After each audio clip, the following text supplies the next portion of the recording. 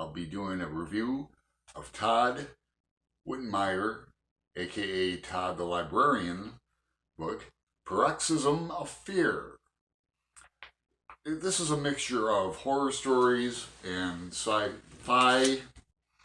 The pages are not numbered, which is curious, but it's because Todd wants you to read this book in one sitting.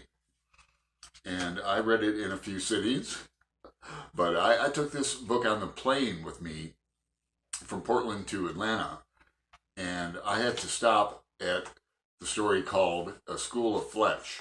It's not a plane story, but it's a ocean story, and I'm tempted to read it. It's one of my favorite stories in the book, along with Dark Confessions. And I'm going to read, for the sake of time, I'm going to read Dark Confessions to you. Todd is a talented writer, and he's got a knack for not only storytelling, but I'm reminded of what Stephen King said once. If he can't go for the horror and the terror and the paroxysm, the attack of fear, he'll go for the gross out. So that's up here. So I'm going to read Dark Confessions, and you can read along with me if you care to, or I'll be adding it in right around here. So without further ado, Paroxysm of Fear, Volume 1 by Todd the Librarian. Check it out. I got it off Amazon. Dark Confessions, page... Did you ever think that you could love a monster? My God, I never thought I could until now. Love. That's a strange thing to feel whenever you're lying at the bottom of a rocky pit with your legs busted. They look like psychedelic balloons, all multicolored and swollen. They hurt like hell at first, but the pain hasn't been that bad lately. I'm not exactly sure how long I've been down here because this deep inside a cave there's no visual perception of day or night. I'm wearing a wristwatch, but it was smashed during the fall, just like my legs. It's damp and cool down here, but that doesn't really bother me. It's those images beyond the flickering light of the candle that really bother me. I try not to let those splintered bones and smiling skulls interfere with my writing. I want to get all of this down. Just maybe people might find it and understand why I love her so.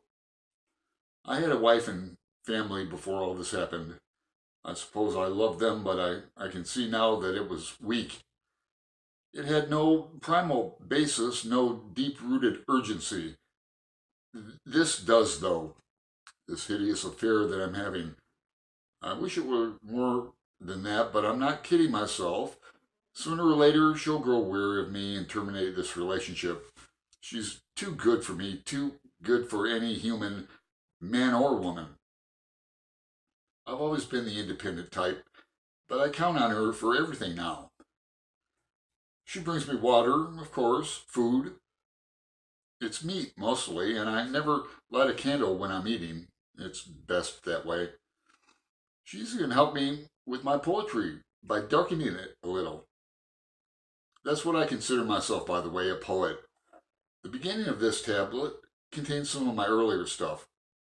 I've reread some of them recently, and they seem so distant. I wrote them before I met her, though, so they don't really matter. I wish she'd come home, but I know that hunting has been bad lately.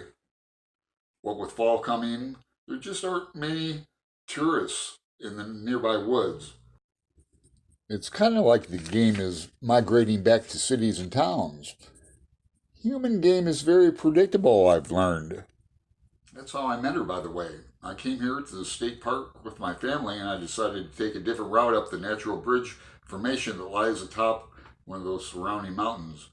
My family wanted to go another way, an easier way, so I struck out on my own. I think I had walked over a mile when I saw her. She just stepped out of the thickest part of the woods and stood there looking lonely and vulnerable. As I approached her, I began having detailed and powerful images of us together. I could see her lying in bed next to me smoking a cigarette. I swear to God that I've never seen anyone smoke so seductively. And she was looking at me with those bluer than blue eyes and telling me that she would always love me. God, it was all so wonderful. The white sheets, her tan skin, and her blonde hair spilling down to those perfect shoulders. She had black and gold rings on her left hand and silver and diamond rings on her right hand, and she wore a small, dainty cross that hung from her neck and lay shining between the cleavage of her breasts. Like I said, the images were detailed and very powerful. After what I had seen in my mind, I would have done anything for her. Anything she asked. My little dog is lost in a cave. Would you help me find him? She asked. Would you have said no? That's what I thought. So I followed her without any hesitation whatsoever. Funny thing was, though, that while I was following her, I knew deep down that there was no dog. Sure, I knew that, but I went anyway. Finally, after a long hike, she pointed to a cave entrance. This cave. And like a love-struck fool, I walked right in. It was so damn dark in there that I didn't see the drop-off. I just stepped out into thin air. I woke some time later to discover that I was all busted up and in agonizing pain. I finally got it together enough to dig to my backpack and find the candles and matches that I always carry along as part of a pathetic survival kit. You're probably wondering how I could love a monster, aren't you? Well, now, she does have her good points. She eats voraciously and never seems to gain any weight. She's compassionate in a logical sense. She's very thorough as the clean bone pile will attest. She can be a bit moody at times, but we're all guilty of that. I could complain about her rancid breath, but I'm certain it's our diet. And at first, of course, it took me a while to get used to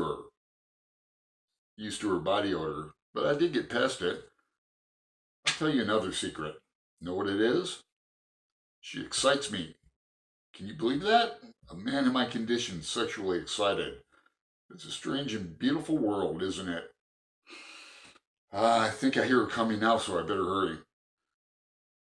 I might as well tell you that we've had intercourse. I guess that's what it was. It was painful and a little, well, come on.